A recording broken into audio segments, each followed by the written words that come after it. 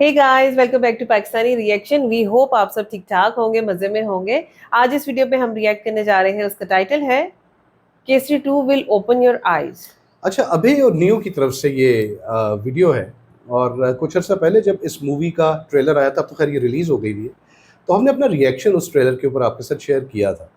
और वो ट्रेलर के ऊपर रिएक्शन कम और हिस्ट्री को रिकॉल करना ज़्यादा था अपने आप के अंदर। और हमने उस अपने रिएक्शन के अंदर थोड़ा सा एक्सप्लेन करने की कोशिश की थी अपने व्यूअर्स को कि क्या वजूहात थी ये इंसिडेंट जलियांवाला बाग का होने की, और फिर ये कि उसके बाद आगे क्या हुआ।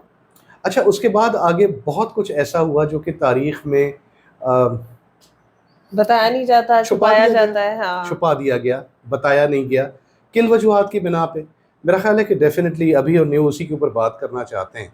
सो एक काम करते हैं, चल के देखते हैं इस वीडियो को, शायद कुछ समझ आ जाए। और ये कि उसके बाद करते हैं गपशप आपसे। चैनल पे नए तो सब्सक्राइब करना बिल्कुल मत भूलिएगा। वेल, मैं हूं मोना, मैं हूं बिलाल, और आप देख रहे हैं रिएक्शन।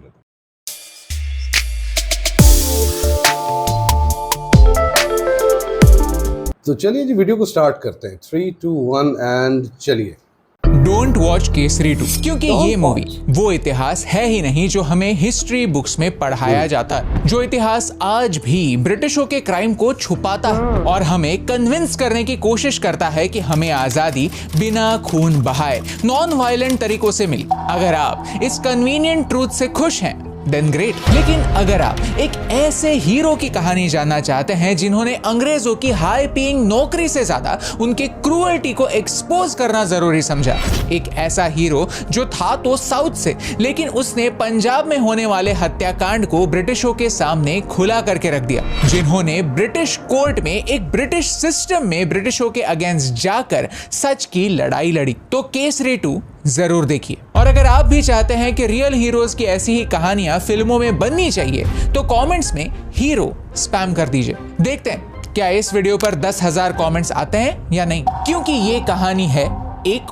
वॉर की। कहानी की शुरुआत 1857 में होती है, जब भारत की पहली वॉर ऑफ इंडिपेंडेंस हुई। देश के अलग अलग कोनों से लोग एक साथ आए और उन्होंने ब्रिटिश एम्पायर को उखाड़ फेंकने की जुर्रत की। इस वॉर में ब्रिटिशों ने हमें हरा दिया और उन्हें तोहफे में एक गिफ्ट मिला, इतिहास लिखने का गिफ्ट। वो कहते हैं ना, till the moment the lion learns how to write the story will always be told by the hunter. और यही हुआ। 1857 जो वॉर ऑफ इंडिपेंडेंस थी उसे ब्रिटिशों ने सेपॉय म्यूटिनी कहना स्टार्ट कर दिया, और आज भी कई हिस्ट्री बुक्स उसे यही बुलाती है, सेपॉय म्यूटिनी। मानो ये बस एक छोटा सा किस्सा था जिसका कोई भी बड़ा इंपैक्ट नहीं हुआ, लेकिन ये सच नहीं था, क्योंकि इसी साल प्रेजेंट डे केरला में हमारे कहानी के हीरो सी शंकरन नायर का जन्म हुआ। सर सी शंकरन नायर, जिनके बारे में ऑनेस्टली कहूं तो केसरी 2 का ट्रेलर देखने से पहले मैंने उनके बारे में सुना नहीं था। एक ऐसे हीरो जो हमारे इतिहास के पन्नों में कहीं खो गए, भुला दिए गए हैं, क्योंकि उनका सच कन्वीनियंट नहीं है। मद्रास लॉ कॉलेज से उन्होंने लॉ की डिग्री की और 1880s में वो हाई कोर्ट ऑफ मद्रास में एज अ लॉयर काम करने लगे। 1908 तक वो advocate general to the government रहे और कभी कभी एक्टिंग जज भी थे। लेकिन काम करते समय उन्होंने एक अजीब ट्रेंड नोटिस किया कि कोर्ट में भी इंग्लिश बैरिस्टर और इंडियन वकीलों में एक क्लियर डिस्क्रिमिनेशन हो रहा था। मानो एक अनसेड रूल था कि एक इंडियन वकील इंग्लिश बैरिस्टर का जूनियर होता।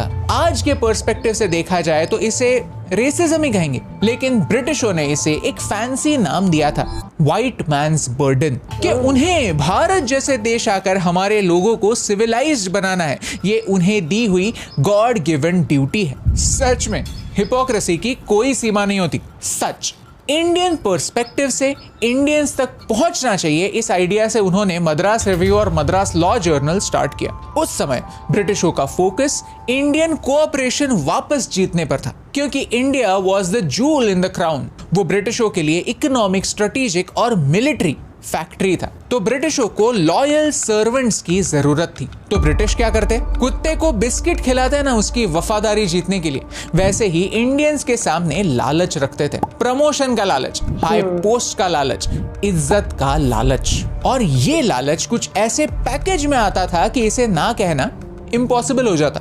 1904 में उन्हें companion of the Indian empire बनाया गया। ये उस जमाने के पद्मश्री से कम नहीं था और 1915 आते आते वो वाइस रॉयज काउंसिल के मेंबर बन गए। He was the only Indian जो इस काउंसिल का हिस्सा थे। तब तक एजुकेटेड इंडियंस मानते थे कि सारे ब्रिटिश बुरे नहीं होते। उन्हें भी इंडियंस को गवर्नेंस में इंक्लूड करने से, हमारी बातें सुनने से, हमारे प्रॉब्लम सुलझाने से फर्क पड़ता है। लेकिन ये एक झूठ था। उन्हें फर्क किससे पड़ता था? वॉर से। पहली वर्ल्ड वॉर, जिसे तब ग्रेट वॉर कहते थे, उसे दुनिया के डेडलीस्ट कॉन्फ्लिक्ट्स में से एक माना जाता है, क्योंकि इस वॉर में 10 मिलियन लोग मरे और ये सारे लोग यूरोपियन नहीं थे। यूरोप की ग्रेट वॉर, वर्ल्ड वॉर इसलिए नहीं बनी कि पूरा वर्ल्ड उसमें पार्टिसिपेट करना चाहता था। ये यूरोप की वॉर थी और यूरोप ने पूरे वर्ल्ड को इसमें ढकेल दिया, इंडिया को भी। कैसे?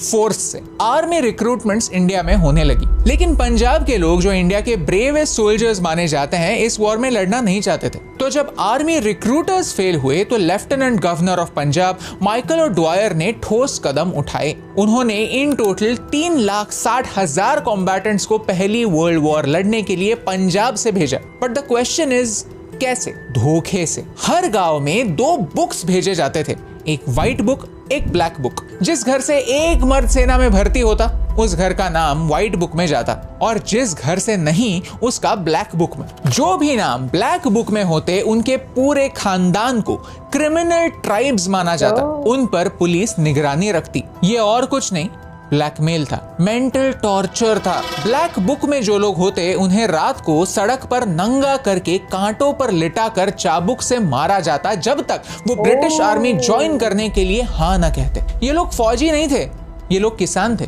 जो अगर वॉर लड़ने जाते तो उनके परिवार का पेट कौन पालता? इस टॉर्चर से बचने के लिए कुछ मर्द रात को बेसमेंट में या फिर कहीं जंगल में जाकर छुप जाते। तो उन्हें बाहर कैसे निकाला जाए? उनके घर की महिलाओं को कपड़े उतार कर खुले में बिठाया जाता। उनका इस्तेमाल एक ट्रैप की तरह किया जाता। कब तक?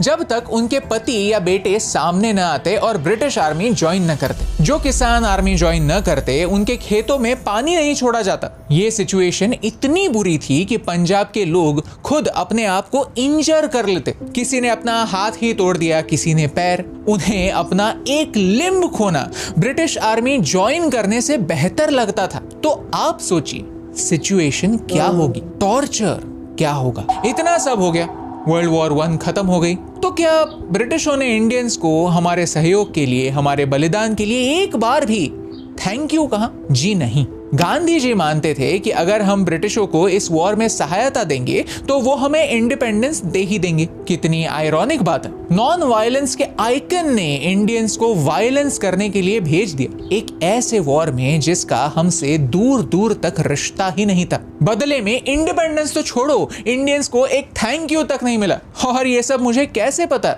हमारे इस कहानी के हीरो सर सी शंकरन नायर की वजह से। उन्होंने लिखी बुक गांधी एंड एनार्की की वजह से। और ये बुक उन्होंने क्यों लिखी? उन्होंने गांधी जी और ब्रिटिश एम्पायर को क्रिटिसाइज करना स्टार्ट क्यों किया? आफ्टर ऑल उनके पास सब कुछ था जो ब्रिटिश एक लॉलीपॉप की तरह इंडियंस को देते थे। प्रमोशंस, हाई पोस्ट, इज्जत, वाइस रॉयज काउंसिल में जगह भी। और तो और जैसे रविंद्रनाथ टैगोर को सर कहते थे क्योंकि उन्हें ब्रिटिश क्राउन ने नाइटहुड प्रदान किया था, वैसे ही CS नायर भी सर थे। लेकिन 1919 आते आते कुछ ऐसा हुआ जिसने ब्रिटिशों का नकाब हटा दिया। भारत ने पहले महायुद्ध के लिए इन टोटल 5 लाख सोल्जर्स दिए, जिनमें से 74,000 मारे गए। और तो और 146 मिलियन पाउंड्स उस जमाने के भारत से ब्रिटेन के वॉर एफर्ट्स में चले गए। तब तक पूरे देश में लोगों को पता चल चुका था कि ब्रिटिश हमारे दोस्त नहीं हैं, वो बस पैरासाइट्स हैं, हमारी संपत्ति लूट रहे हैं। पहले महायुद्ध के बाद गेहूं के प्राइसेस 47% बढ़ चुके थे, शुगर के प्राइसेस 68% से, और तो और कॉटन तो 300% से महंगा हो चुका था। और फिर भी लाहौर और अमृतसर में टैक्सेस 55% से बढ़े थे। कुछ लोग ये सारे फैक्ट्स जाने बगैर कहते हैं कि आज के सिचुएशन से तो अंग्रेज बेहतर थे। ये सब होने के बाद पूरे देश में प्रोटेस्ट होने लगे। लोगों में गुस्सा था जो कभी कभी वायलेंस के थ्रू बाहर आता था। ब्रिटिश दूसरे के घर में बिन बुलाए मेहमान थे and they had Indeed overstayed their welcome. O'Dwyer को डर था कि ये कहीं 1857 जैसे ही विद्रोह ना कर दें, और यही हमारे सामने आते हैं एक राक्षस, कर्नल रेजिनाल्ड डायर। 13 अप्रैल 1919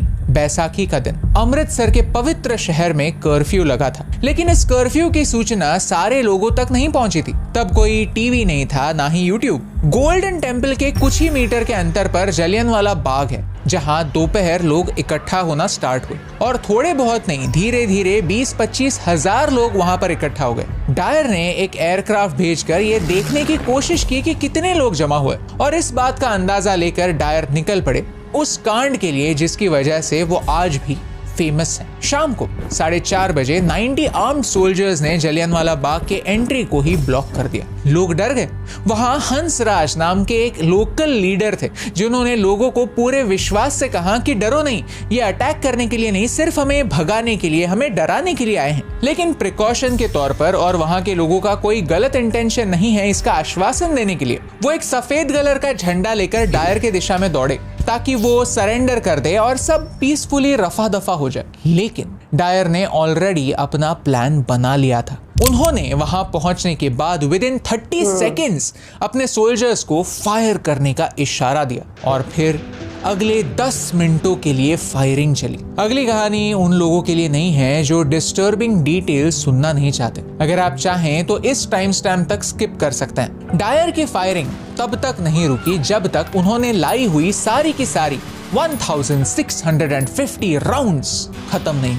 कुछ सोल्जर्स थे जिन्होंने पहले हवा में वार्निंग शॉट दिया, तो डायर खुद जाकर उन्हें कहते थे कि हवा में नहीं, लोगों को मारो, और उस जगह पर मारो जहां पर क्राउड सबसे ज्यादा हो। कई लोगों ने गोलियों से बचने के लिए वहां एक कुआं है, उस कुएं में जाकर जंप किया, लेकिन जिन लोगों ने पहले कूदा उन पर और लोग कूद पड़े, और नीचे के लोग उनके ऊपर वाले लोगों के वेट के नीचे आकर डूब गए। बाद में कुएं से 120 लाशें निकली। एक पिता अपने बेटे पर लेट गए और उन्होंने अपनी पीठ पर गोलियां खाई ताकि उनका बेटा बच जाए। कई लोगों के पैरों में, हाथों में गोलियां लगी और फिर उन्हें अपाहिज बना गई। गोलियां खत्म होने पर बिना कोई मेडिकल हेल्प दिए डायर वहां से चले गए, ठीक उसी तरह जैसे ब्रिटिश पार्टीशन के बाद चले गए ताकि गिद्ध आकर भारत को नोच जाएं। ये किस्से कहते हुए भी मुझे रोना आ जाता है, लेकिन फिर मेरे आंसू गुस्से में बदल जाते हैं जब ये समझ आता है कि बाद में क्या हुआ।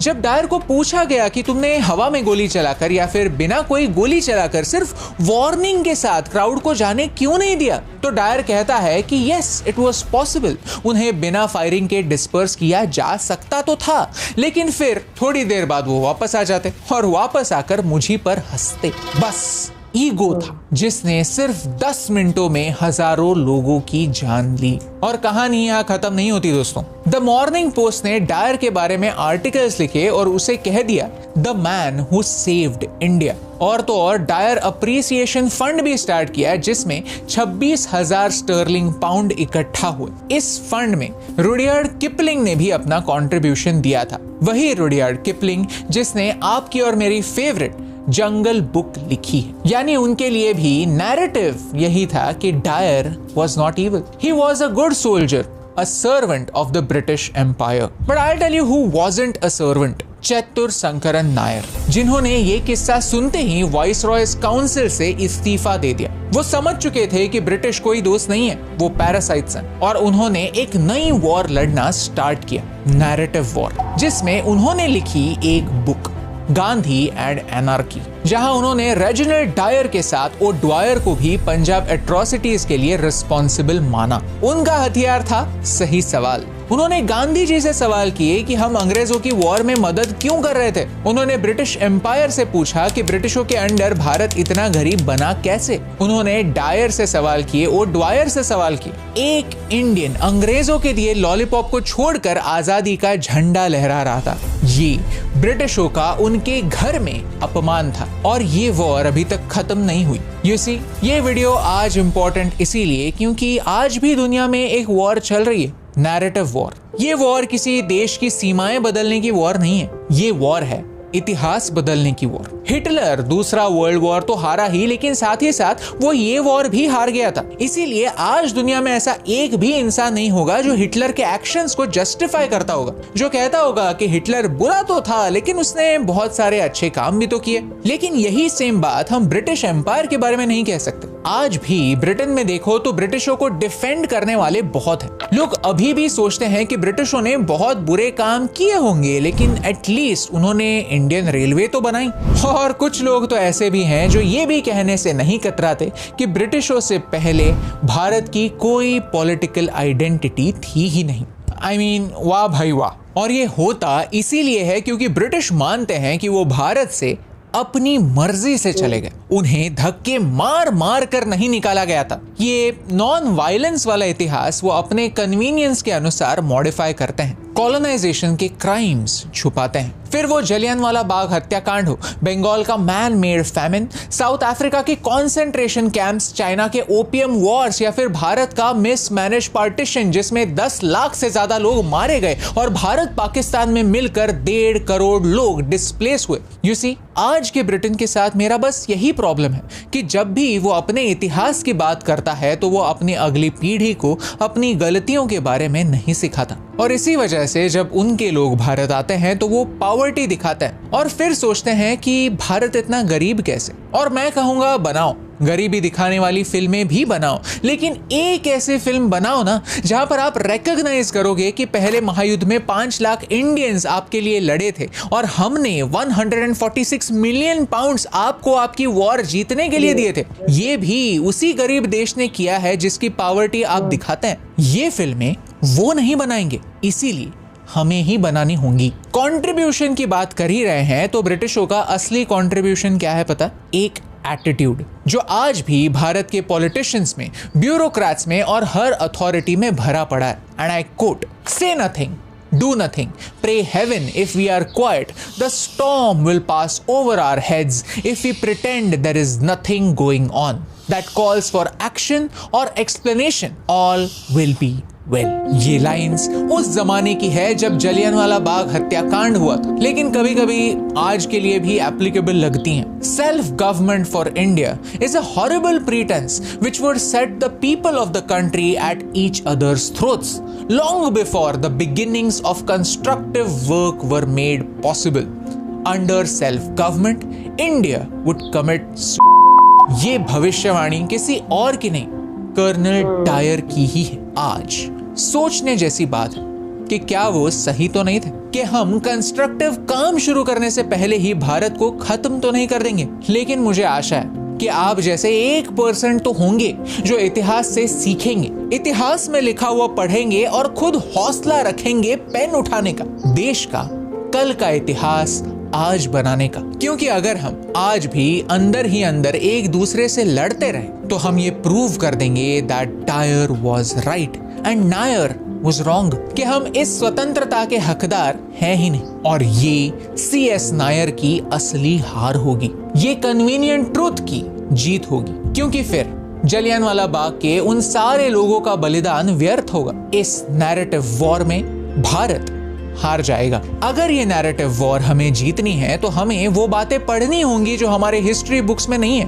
उन हीरोज की कहानी समझनी होगी जो हमारे इतिहास के पन्नों में कहीं गुम हो चुके हैं। हमें अपना इतिहास खुद लिखना स्टार्ट करना होगा। इसीलिए अच्छा लगता है जब केसरी 2 जैसी मूवीज आती हैं जो हमारी कहानी हमारे पर्सपेक्टिव से बताती हैं। लेकिन डोंट वॉच केसरी 2 क्योंकि मैं चाहूंगा कि थिएटर में एक भी ऐसा इंसान न हो जो भारत की कहानी में विश्वास नहीं रखता। लेकिन मैं ये जरूर चाहूंगा कि हर सच्चा इंडियन ये कहानी देखे, अप्रिशिएट करे और तो और यूके में भी ये कहानी पर्दे पर आए, उनके लोग हमारे पर्सपेक्टिव से इतिहास को समझना स्टार्ट करें। उन पर अगर व्हाइट मैन्स बर्डन था तो अब ये हर इंडियन का बर्डन है और यही बर्डन बड़ी शान से उठाने से मुझे फर्क पड़ता है।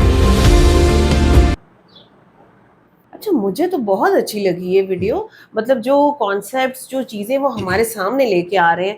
मेरा ख्याल है बहुत से लोग ऐसे होंगे कि जो मूवी को सिर्फ मूवी की तरह लेते हैं और उनको हिस्ट्री से कोई इंटरेस्ट नहीं होता। मेरा ख्याल है, मेरा ये मानना है कि आप जब कोई इस टॉपिक के ऊपर चीज़ देख रहे हो ना जो आपके पास से, आपकी हिस्ट्री से जुड़ी हुई है, सो आपको उसको स्टडी करना चाहिए। अब यहाँ पे जो जो चीज़ें उन्होंने हमारे सामने रखी, जिस तरह से उन्होंने सारी डिटेल्स को बताया, कितने लोग आप में से, हम में से हैं जिनको ये चीज़ें पहले से पता है? बात बिल्कुल Hardly. सही है, बात बिल्कुल सही है। अच्छा जी, मेरा एक जो पर्सपेक्टिव है इसके अंदर वो ये है कि इन टॉपिक्स के ऊपर मूवीज बननी चाहिए। अच्छा, बिल्कुल। उसकी वजह क्या है? उसकी वजह ये है कि भाई एक सीधी सी बात है, अब दौर ही कम्युनिकेशन का है, हाँ। ठीक है, और सोशल मीडिया का दौर है ना, तो बजाय इसके कि आप कहीं से भी मिस इन्फॉर्म होके इंफॉर्मेशन गैदर करें और आप अपने ग्रुप के अंदर 100, 50, 10 बंदों को आप आगे वो फॉरवर्ड कर रहे हैं और वो भी बगैर पढ़े उस चीज़ से इम्प्रेस हो रहे हैं, बेहतर है कि इस जैसी कोई चीज़ देखें एटलीस्ट। हाँ। मेरा मानना ये है कि आपको एक जनरलाइज्ड आइडिया चीज के बारे में आना शुरू हो जाता बिल्कुल है। ऐसे ही आप ये देखिए कि जब छावा आई थी तो मूवी के आने से पहले, मतलब जब हमने उसका ट्रेलर देखा तो हम लोगों ने क्या किया था, हमने थोड़ी सी रिसर्च की थी उसके ऊपर, ठीक है, हमने थोड़ा सा जाना कि भाई छत्रपति संभाजी महाराज का क्या बैकग्राउंड था, किस तरह से उन्होंने सारी काविश की, जो भी उनकी स्ट्रगल थी सारी। उसके बाद जब हमने मूवी देखी तो आप ये देखें कि जो जो सिचुएशन वो बता रहे थे, हमें उसके पास्ट का पता था कि ऐसा कुछ हुआ है। बिल्कुल ऐसा है। अच्छा, मैं ज़ाती तौर पे ये समझता हूँ कि नैरेटिव बिल्ड करना जो है ना अपना ज़ाती, वो उस वक्त तक बिल्कुल बेकार है जिस वक्त तक आप मल्टीपल नैरेटिव्स को स्टडी नहीं करते।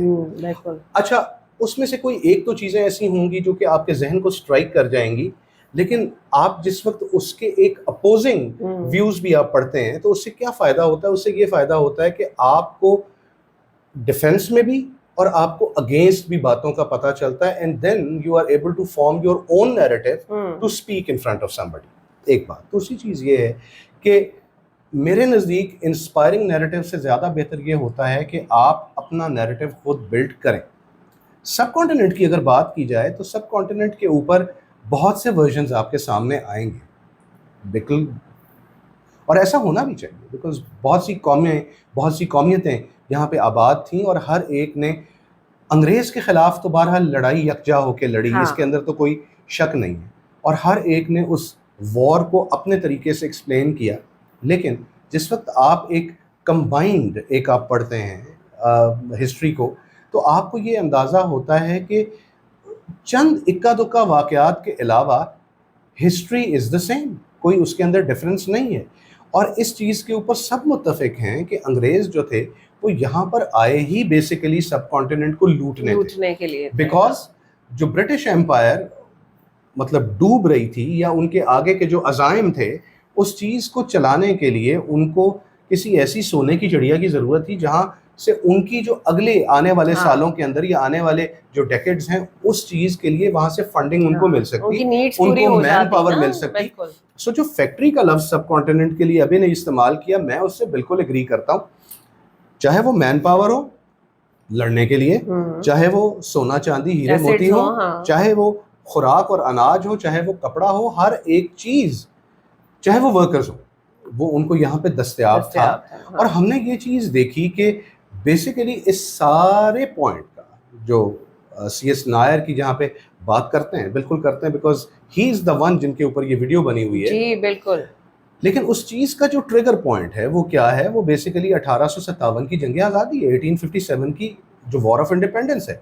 अच्छा, उसको वॉर ऑफ इंडिपेंडेंस इस वजह से कहा जाता है कि तमाम का तमाम सब कॉन्टिनेंट उस वक्त अंग्रेज़ों के खिलाफ खड़ा हो गया ना, एक हो गया। और चंद एक उस वॉर को लीड करने वाले जो बड़े लीडर्स थे, अगर उस वॉर के अंदर उनके साथ गद्दारी ना हो जाती, वही अंग्रेज़ों का जो एक पुराना टैक्टिक है कि वो कभी फेम के लिए, कभी पैसे के लिए, कभी ओहदे के लिए, कभी तरक्की के लिए वो आपके सामने दाना फेंकते हैं और जो उस दाने को उठा ले वो उसको अपने हाथ में कर लेते हैं। और वो तरीका भी बड़ा अच्छा होता है ना, उसके अगले की मजबूरी का फायदा किस तरह से उठाना है, वो आइडेंटिफाई कर लेते थे ना कि भाई किसको हम क्या चीज ऑफर करेंगे तो वो ये ले लेगा और हमारा ये काम करेगा।